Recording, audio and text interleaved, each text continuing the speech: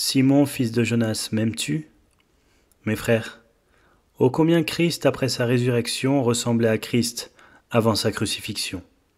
Quoiqu'il eût été couché dans le sépulcre, qu'il fût descendu dans les régions de la mort et qu'il eût de nouveau foulé la terre des vivants, toutefois, quelle merveilleuse identité dans ses manières, quelle immutabilité dans ses dispositions.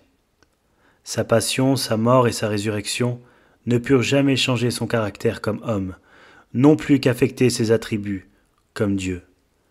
Jésus est éternellement le même. Et quand il reparut au milieu de ses disciples, il n'avait rien perdu de ses manières aimables, de son intérêt pour leur bien-être.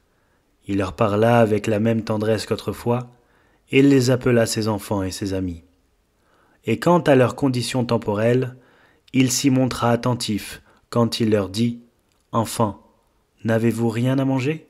Et il était sûrement aussi soigneux de leur état spirituel, car après avoir pourvu aux besoins de leur corps au moyen d'une pêche abondante, il s'enquit de l'état de la prospérité de leurs âmes, en commençant par celui qu'on devait supposer avoir été dans la situation la plus désespérée, celui qui avait renié 3 fois son maître et qui avait pleuré amèrement, par Simon-Pierre.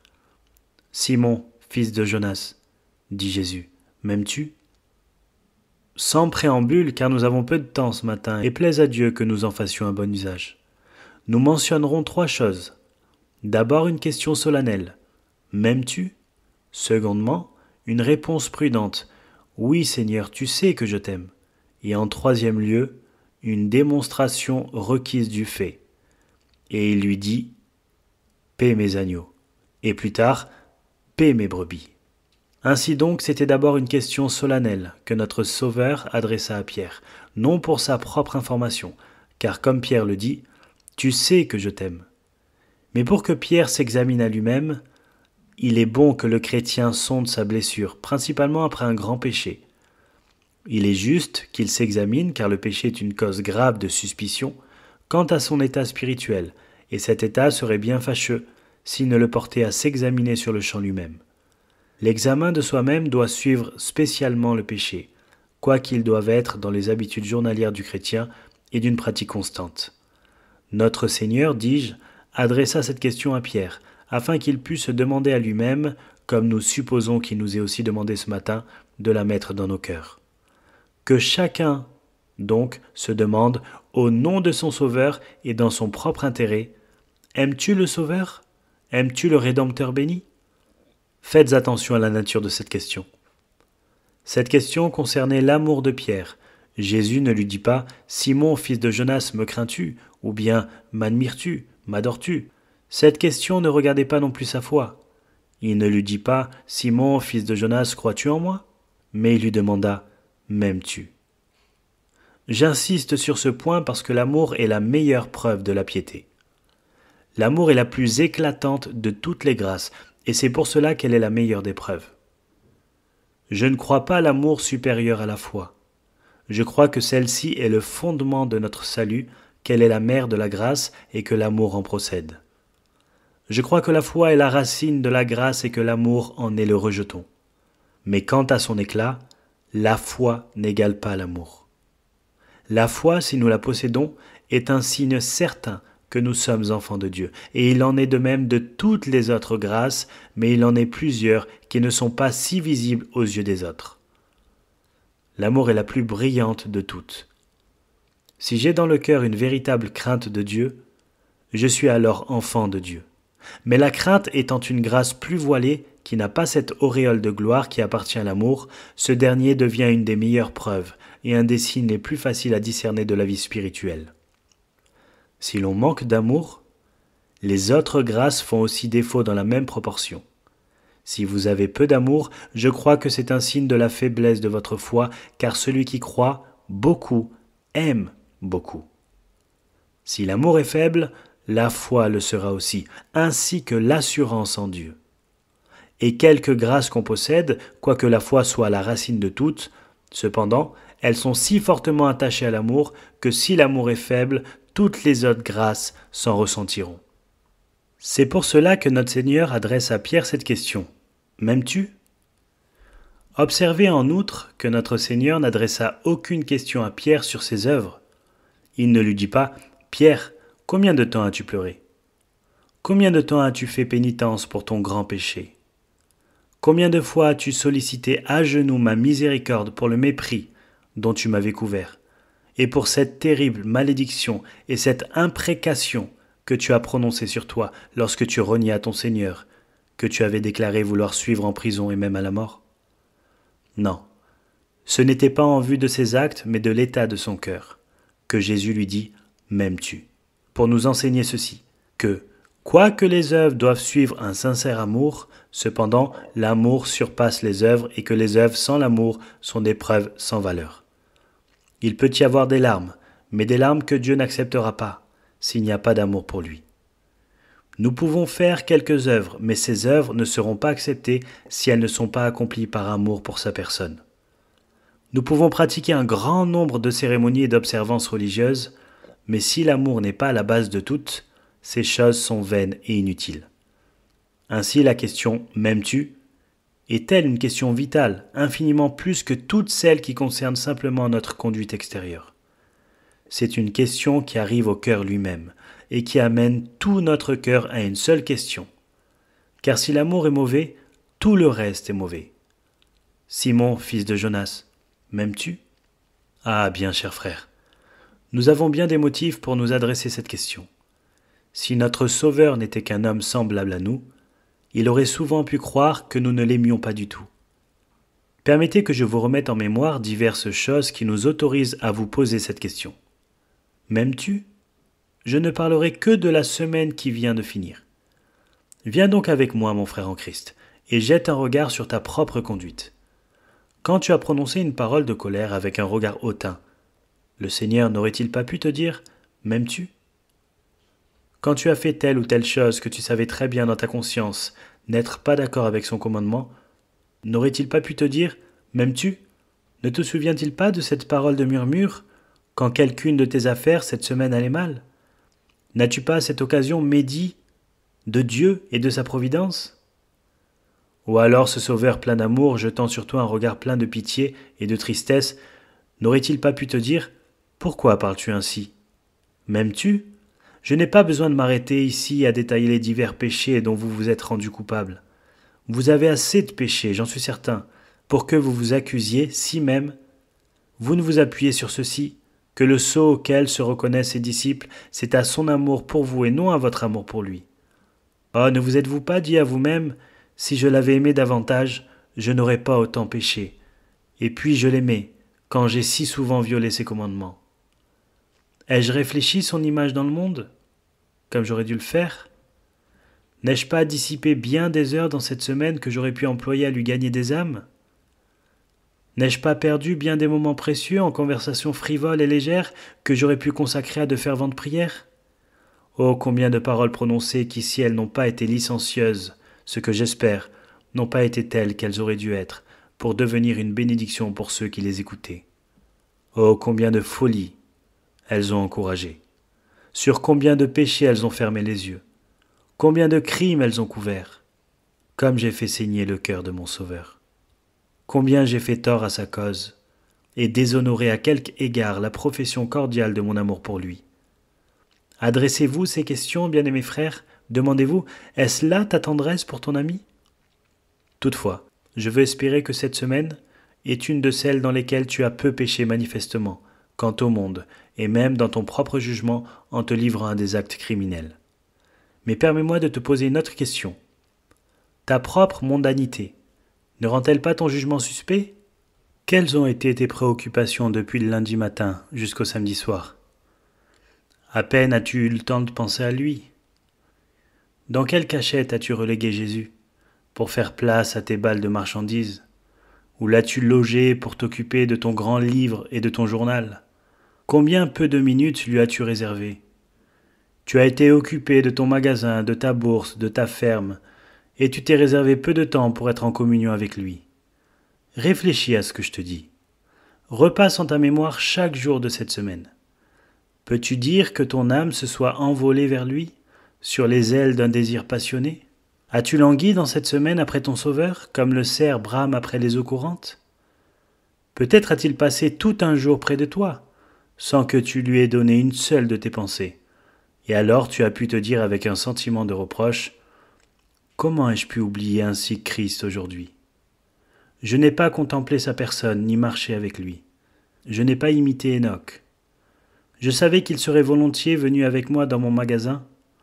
Je savais que ce que Christ bénit se serait assis avec moi à mon comptoir, qu'il m'aurait volontiers et joyeusement suivi à la bourse ou au marché. Mais je l'ai laissé à la maison, et l'ai oublié tant que le jour a duré. Sûrement, bien-aimé, en te rappelant ta mondanité, tu dois te dire « Oh Seigneur, tu as raison de me demander m'aimes-tu ?» Considère encore, je t'en conjure, combien tu as été froid cette semaine quand tu t'es approché du trône de la grâce. Tu t'en es sans doute approché, car tu ne saurais vivre sans cela. Ton cœur s'est élevé en prière, car tu es chrétien, et la prière t'est aussi nécessaire que le souffle que tu respires. Mais hélas, de quel souffle d'asthmatique tu as vécu cette semaine? Que tes soupirs ont été faibles. Te souviens-tu comme tes prières étaient précipitées le lundi matin, comme elles étaient distraites le mardi soir? Te souviens-tu combien ton cœur était languissant quand tu étais agenouillé pour prier, dans quelque autre occasion? Tu as eu peu d'occasions de lutte, peu d'accidents, peu de chagrins cette semaine. Tu as eu peu de prières ardentes et efficaces. Tu as à peine touché les cornes de l'autel. Tu t'es tenu à distance, tu as vu la fumée qui s'est levée de l'autel, mais tu n'en as pas saisi les cornes. Interroge-toi donc et te demande si tes prières ne te sont point suspectes. Pour moi, je dis ouvertement que les miennes m'ont souvent paru telles. Et je ne connais rien qui me cause un si grave malaise que mes prières. Quand j'essaie de prier, oh, malice infernale de Satan. Il infiltre souvent dans mon esprit 50 000 pensées qui m'empêchent de prier. Et quand je veux et dois prier, oh, quelle absence de désir fervent et brûlant. Et quand je voudrais m'approcher de Dieu, quand le repentir devrait m'arracher des larmes, quand je voudrais croire et en recueillir la bénédiction, combien ma foi et mon repentir sont faibles. Vraiment, j'ai pensé que la prière m'avait rendu plus incrédule qu'aucune autre chose. J'ai plus de foi à la grandeur de mes péchés qu'à la puissance de ma prière, car combien est froide la prière quand elle est froide. De toutes les choses qui sont froides, la prière est la pire de toutes, car elle devient alors une véritable moquerie, et au lieu de réchauffer le cœur, elle le rend plus froid qu'il n'était avant. Elle semble même glacer sa vie et le laisser sans doute s'il est réellement héritier de Dieu et un élu de Christ. Elle semble même glacer sa vie et le laisser en doute s'il est réellement héritier de Dieu et un élu de Christ. Oh, considère la froideur de tes prières, chrétien, et dis si ton Sauveur n'a pas raison de t'adresser cette question solennelle. Simon, fils de Jonas, m'aimes-tu? Mais encore un point sur lequel je t'engage à réfléchir. Peut-être as-tu beaucoup prié, et cela aurait été un temps de rafraîchissement par la présence du Seigneur. Mais peut-être sais-tu que tu n'as pas été cette semaine aussi loin que tu l'aurais pu dans un autre exercice de dévotion meilleur encore que la prière. Je veux parler de la communion intime avec Christ. Oh bien-aimé, tu n'as été pendant cette semaine que peu de temps assis sous le pommier, et tu as peu goûté les délices de son ombrage. Tu n'as pas souvent assisté à son banquet, ni été couvert par la bannière de son amour. Viens et juge toi-même combien peu tu as vu ton Seigneur cette semaine. Peut-être a-t-il été absent la grande partie du temps, sans que tu en gémisses, sans en pleurer, sans soupirer après lui. Certainement tu ne l'aimais pas comme il méritait de l'être, autrement tu n'aurais pu supporter son absence. Tu ne l'aurais pas enduré avec autant de tranquillité, si tu avais eu pour lui cette affection qu'un esprit sanctifié a pour son Seigneur. Si tu as eu dans la semaine sa visite, pourquoi l'as-tu laissé aller? Pourquoi ne l'as-tu pas contraint de demeurer avec toi comme les disciples d'Emmaüs? Pourquoi ne l'as-tu pas saisi par sa robe, lui disant « Pourquoi es-tu semblable au voyageur et à celui qui s'en va et qui refuse de s'arrêter la nuit? Oh mon Seigneur, reste avec moi, je veux te garder, te retenir dans ma compagnie. Je ne peux le laisser aller, je t'aime, et je veux te contraindre à rester avec moi cette nuit et le jour suivant, aussi longtemps que je le pourrai, je te garderai. » Mais non, dans ta folie tu l'as laissé partir. Oh mon âme, pourquoi n'as-tu pas saisi son bras et ne lui as-tu pas dit « Je ne te laisserai pas aller » ? Mais tu t'es appuyé sur lui si faiblement, tu as souffert son départ avec tant de calme qu'il a pu se retourner vers toi et te dire comme à Simon « Simon, fils de Jonas, m'aimes-tu » ? Je vous ai adressé toutes ces questions parce que je me les suis faites à moi-même. Je sens que je dois répondre à peu près à chacune d'elles. Seigneur, j'ai de grands motifs pour me faire cette demande. Et je crois qu'il en est de même pour chacun de vous, si vous êtes sincère. Je n'approuve pas celui qui dit « Je sais que j'aime Christ et n'en ai jamais douté », car nous avons souvent lieu de douter, de nous-mêmes. La foi ferme d'un fidèle n'implique pas une foi ferme de son amour pour Christ, mais celle de l'amour de Christ pour lui. Aucune foi ne croit toujours à son amour pour Christ. La foi la plus ferme à ses combats, et le plus vrai croyant aura souvent à lutter contre ses propres sentiments. Seigneur, si je ne t'ai jamais aimé, si toutefois je ne suis pas un saint, je suis un pécheur. Je crois, Seigneur, aide-moi dans mon incrédulité.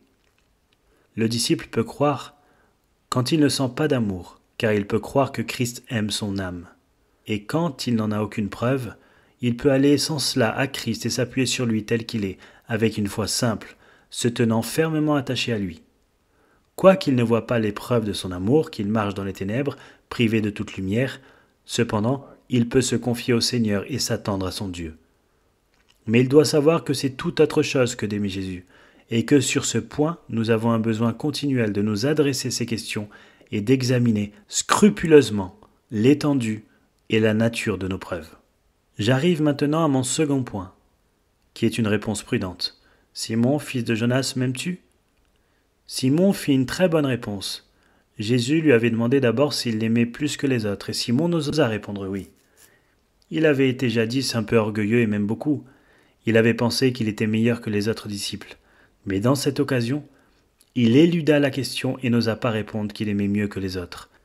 Et je suis certain qu'il n'est pas un cœur aimant qui aura une plus haute opinion de son amour que de celui du moindre des enfants de Dieu. Je crois que plus un homme est élevé en grâce, plus petit il est dans sa propre estime, et il sera le dernier à s'attribuer une suprématie sur les autres dans la divine grâce de l'amour de Jésus. Mais remarquez la réponse que fit Simon-Pierre. Il ne répondit pas de la quantité, mais de la qualité de son amour. Il affirma qu'il aimait Jésus, mais non qu'il l'aimait plus que les autres. « Seigneur, je ne peux dire combien je t'aime, mais tu connais toutes choses. Je sais que je t'aime autant que je puis l'affirmer. Mais quant à l'étendue de mon amour, je ne peux pas t'en dire grand-chose. » Observez la manière pleine de sagesse avec laquelle Pierre répondit. Si la question eût été adressée à quelqu'un de nous, il aurait peut-être répondu dans sa folie, « Seigneur, j'ai prêché pour toi tant de fois cette semaine. Seigneur, j'ai distribué de mon bien aux pauvres cette semaine. Que ton nom soit béni. Tu m'as fait la grâce de marcher humblement, fidèlement et justement. Et c'est pour cela que je peux dire, Seigneur, que je t'aime. » Nous aurions mis en avant nos bonnes œuvres devant notre Maître comme des preuves de notre amour. Nous aurions dit, comme Néhémie le fit autrefois, « Seigneur, tu m'as vu durant cette semaine. N'oublie pas mes bonnes œuvres. Ô Seigneur, je te rends grâce. Je sais que ce sont tes dons, mais je pense qu'ils sont des preuves de mon amour. » C'eût été une bonne réponse si elle avait été faite à un homme qui nous aurait dit « Vous n'aimez pas toujours votre Sauveur. » Mais elle eût été une folie si nous l'avions faite à notre Maître. La réponse de Pierre était sage. « Seigneur, tu sais que je t'aime. » Si Pierre en eût appelé à ses œuvres, son Maître aurait pu lui dire « Oui, tu peux prêcher et pourtant ne pas m'aimer. Tu peux m'avoir prié suivant la coutume et ne pas m'aimer. Tu peux avoir fait toutes ces bonnes œuvres et cependant avoir été sans amour pour moi.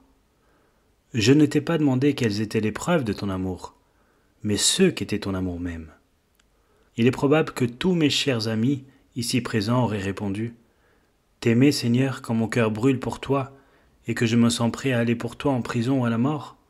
Quelquefois, quand je pense à toi, mon cœur est ravi en extase, et quand tu es absent, Seigneur, je gémis et crie comme le pigeon séparé de sa compagne. Oui, je sens, ô Christ, que je t'aime. » Mais le Seigneur aurait pu nous répondre « Ah, tu as senti de la joie à parler en mon nom ?» Mais il en est plus d'un qui s'y est trompé, qui avait une foi fictive, une espérance imaginaire en Christ, et que le nom de Christ semblait remplir de joie. Tu dis que tu étais triste en mon absence, mais cette tristesse n'était-elle pas la suite de quelque cause accidentelle, un mal de tête peut-être, ou quelque autre incommodité? Tu ajoutes encore, je me suis senti si heureux quand tu étais présent que j'aurais été prêt à mourir.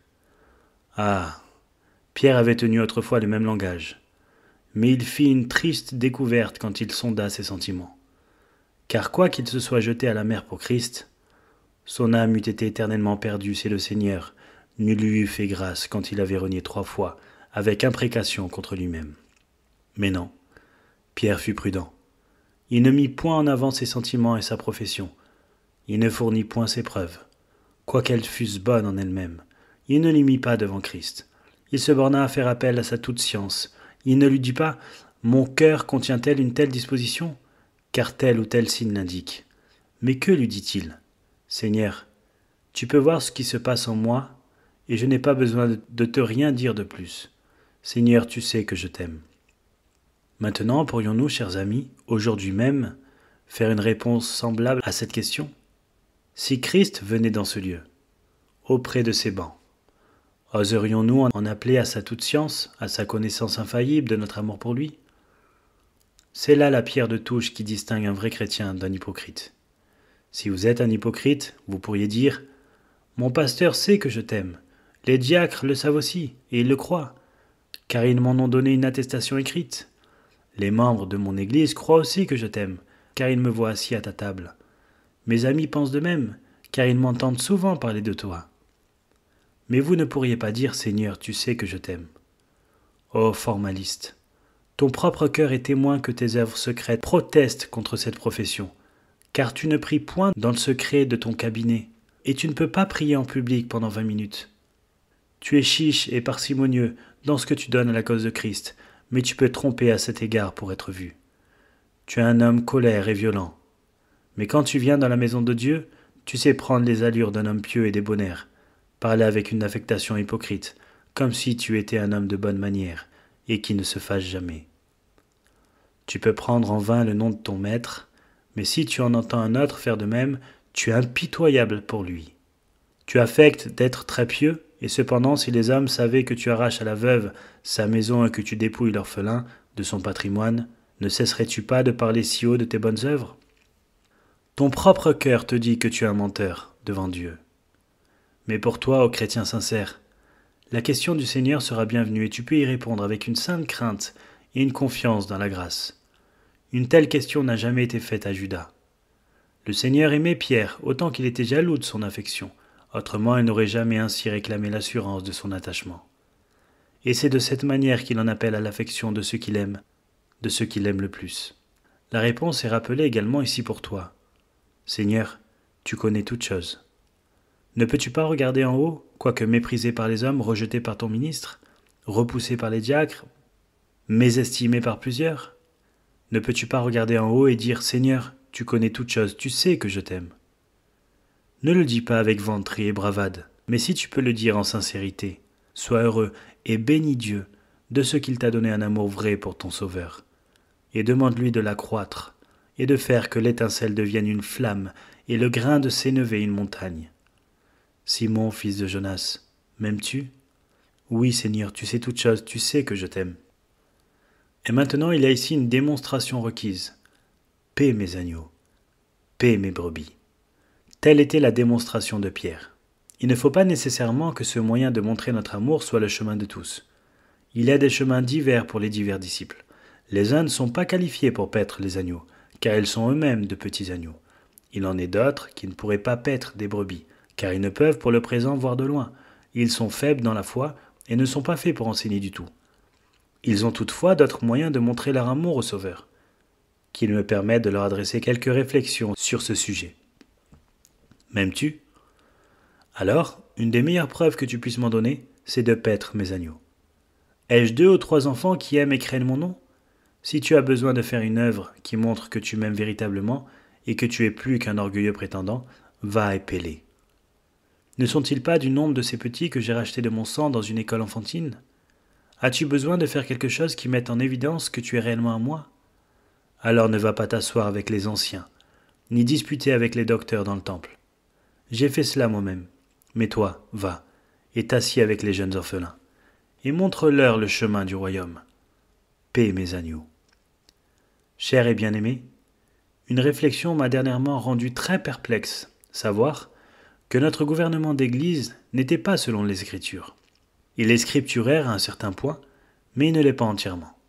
Et nous ne mettons pas en pratique beaucoup d'excellentes choses qui devraient être faites dans nos églises. Nous avons reçu au milieu de nous un grand nombre de jeunes personnes. Dans les anciennes églises, il y avait ce que l'on appelait la classe des catéchumènes. Je crois qu'il devrait en exister une semblable de nos jours. L'école du dimanche, je crois, est dans l'Écriture. Mais de plus, je pense qu'il devrait y avoir le dimanche après-midi une classe de jeunes gens de cette église, qui en font déjà partie, qui serait enseignée par quelques-uns des membres plus anciens. Aujourd'hui, quand nous conduisons nos agneaux, nous les menons au hasard dans la prairie, puis nous les y laissons.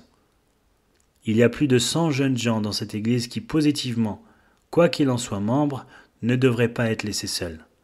Mais quelques-uns de nos anciens, s'il en est parmi nous, ou quelques-uns de ceux qui doivent être ordonnés anciens, devraient faire leur affaire de les enseigner et de les pousser plus avant, de les instruire dans la foi et de les affermir dans la vérité de Jésus-Christ. Si nous avions des anciens comme il en existait dans les églises apostoliques, ce but pourrait être atteint. Mais maintenant, la tâche des diacres est trop forte. Ils font beaucoup de choses qui sont du ressort des anciens, et ils ne peuvent rien faire au-delà, car ils sont déjà surchargés de travail. Je voudrais que quelques-uns de ceux qui ont reçu le don de Dieu, et ont du temps, voulussent consacrer leurs après-midi à tenir une classe de leurs plus jeunes frères, de ceux qui vivent autour d'eux, les attirer dans leur demeure pour prier ensemble, et leur donner une instruction pieuse, en sorte que les agneaux du troupeau puissent être nourris. Je m'efforcerai avec l'aide de Dieu de les paître aussi bien que je le pourrai en leur prêchant l'Évangile. Vous qui êtes plus vieux et plus fermes dans la foi, n'avez pas besoin des soins et de la nourriture qu'exigent les agneaux. Mais il y a au milieu de nous beaucoup de bonnes âmes pieuses qui aiment le Seigneur autant que les brebis le font, et une de leurs plaintes, que j'ai souvent entendue, est celle-ci. « Oh monsieur, quand je me suis joint à votre Église, je pensais que tous ses membres seraient pour moi des frères et des sœurs, que je pourrais leur parler et qu'ils m'enseigneraient et seraient bons pour moi. Mais hélas, personne ne m'a rien dit. Je répondais, « Mais pourquoi ne leur avez-vous pas le premier adressé la parole ?»« Oh, répondait-il, je n'osais pas le faire. » Je le répète, si nous avions quelques moyens pour nourrir les agneaux, ce serait une excellente chose pour prouver à notre Sauveur et au monde que nous nous efforçons réellement de le suivre. J'espère que quelques-uns de mes amis recevront favorablement cet avis. Et si, d'accord avec moi, mes chers collègues dans le ministère s'efforcent de travailler dans le même sens et dans le même esprit, je pense que ce ne sera pas une preuve insignifiante de leur amour pour Christ. Paix mes agneaux est un grand devoir, accomplissons-le de notre mieux. Mais, bien-aimés, nous ne devons pas tous faire cela. Les agneaux ne peuvent pas paître les agneaux, ni les brebis paître les brebis. Il doit y en avoir quelques-uns qui soient chargés de ces offices. Et c'est pour cela que je vous demande, au nom du Sauveur, de me permettre de dire à quelques-uns de vous qu'il y a différentes preuves que vous pouvez fournir de votre amour. Simon, fils de Jonas, m'aimes-tu ? Il répond, « Oui, Seigneur, tu sais que je t'aime. » Dans ce cas, maintenez telle réunion de prière. Assistez-y. Voyez si elle chemine bien, afin qu'elle ne tombe pas. Veillez sur vos serviteurs afin qu'ils aillent à la maison de Dieu et les instruisez dans la foi. Il y a là une sœur. Aimes-tu Christ ? Oui, Seigneur. Peut-être est-ce tout ce que vous pouvez et devez faire, que d'élever vos enfants dans la crainte de Dieu. Il ne faut pas que vous vous inquiétez de devoirs que Dieu n'a jamais eu l'intention de vous imposer, et que vous songiez à abandonner votre propre tâche domestique pour eux. Prenez soin d'abord de vos propres enfants. Peut-être est-ce là ce que le Seigneur attend de vous quand il vous dit « Paix mes agneaux ». Vous avez votre affaire à laquelle Christ vous a destiné. Ne cherchez pas ailleurs, mais efforcez-vous de servir en cela votre Maître. Mais je vous en conjure, faites quelque chose pour prouver votre amour. Ne restez pas assis sans rien faire, les bras croisés, car des gens de cette nature qui sont incapables d'agir angoissent beaucoup un ministre et font le plus grand tort à l'Église. C'est une remarque que j'ai souvent faite. Les gens qui trouvent des torts en chaque chose sont ceux qui ne font rien et ne sont bons à rien. Ne faisant rien eux-mêmes, ils ont tout le temps de remarquer les défauts des autres. Ô chrétien, ne dis pas que tu aimes Christ quand tu ne fais rien pour lui. L'action est un signe certain de la vie, et on peut à peine dire vivant celui qui ne fait rien pour Dieu. Nos œuvres sont une preuve de la sincérité de notre amour pour notre Maître. Mais, dites-vous, nous faisons bien quelque chose. Pouvez-vous faire davantage ? Si vous le pouvez, faites-le. Si vous ne pouvez rien faire de plus, Dieu n'exigera pas de vous davantage. Si vous faites le plus que vous pouvez, c'est une preuve dont il se contentera. Mais si vous pouvez faire plus, et si vous servez Christ au rabais, défiez-vous alors de votre amour pour lui. Faites donc tout ce qui est en votre pouvoir, servez-le abondamment, même surabondamment. Cherchez à magnifier son nom, et si jamais vous faites trop pour Christ, venez à moi et dites-le. Si jamais vous faites trop pour Christ, parlez-en aux anges. Mais c'est ce que vous n'aurez jamais occasion de faire. Il s'est donné lui-même pour vous, donnez-vous à lui. Vous voyez, mes amis, que j'ai cherché à vous engager à sonder vos propres cœurs, et j'ai presque peur que quelques-uns de vous se méprennent sur mes intentions. Il y a peut-être ici quelques pauvres âmes qui déplorent réellement la langueur de ces affections, qui se sera souvent demandé comment elle pourra faire revivre en elle les étincelles mourantes de l'amour. Permettez-moi de vous dire que la pure flamme de l'amour doit être constamment entretenue quand elle a été une fois allumée. Quand je vous engageais à vous examiner vous-même, c'était seulement pour découvrir le mal. Voulez-vous trouver le remède ? Vous devez porter vos yeux, non sur votre propre cœur, mais sur le cœur béni de Jésus, notre bien-aimé, notre gracieux Seigneur et Maître. Et si tu veux jamais avoir la conscience des douces élévations de ton cœur vers lui, tu ne peux le prouver que par un sentiment constant de ton amour pour lui. Je me réjouis de savoir que le Saint-Esprit est l'Esprit d'amour, et le ministère de l'Esprit ne m'est jamais plus cher qu'en ceci. C'est qu'il prend les choses de Jésus et me les enseigne en répandant l'amour du Sauveur dans mon cœur jusqu'à ce qu'il en règle toutes les passions, qu'il y réveille les émotions les plus tendres, qu'il révèle mon union avec lui et excite en moi un vif désir de le servir. Que l'amour ne t'apparaisse pas comme un devoir sévère ou un effort pénible. Regarde plutôt à Jésus. Abandonne-toi au charme de sa grâce jusqu'à ce que tu te sentes ravi par sa beauté et son prix immense. Mais hélas, si tu te relâches dans les épreuves que tu en donnes, je connaîtrai que tu ne marches pas avec lui dans sa sainte communion. Permettez-moi encore de vous suggérer un moyen profitable de perfectionner la célébration de la scène du Seigneur. Le voici, chers amis.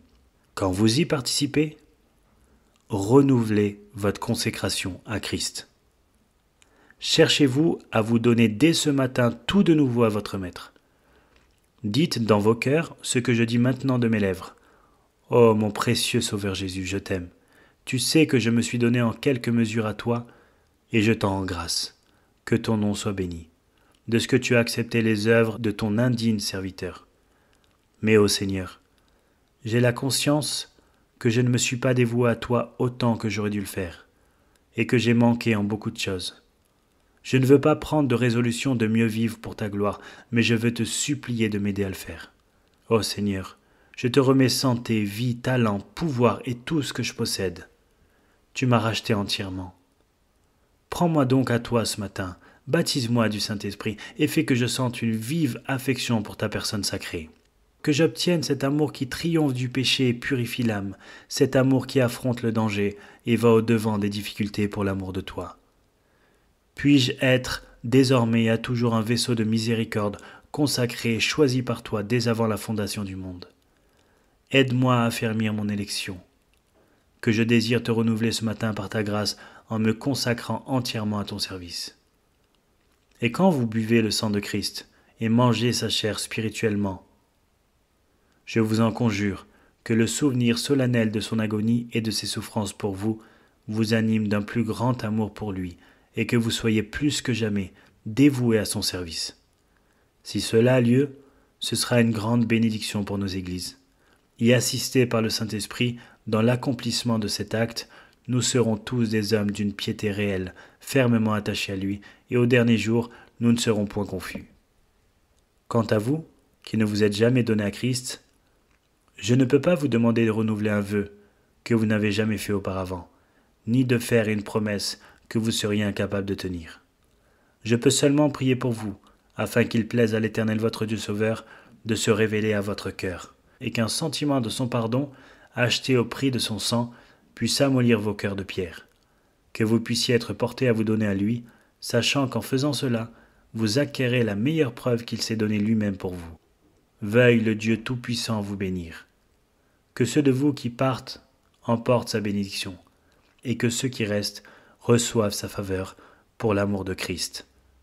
Amen.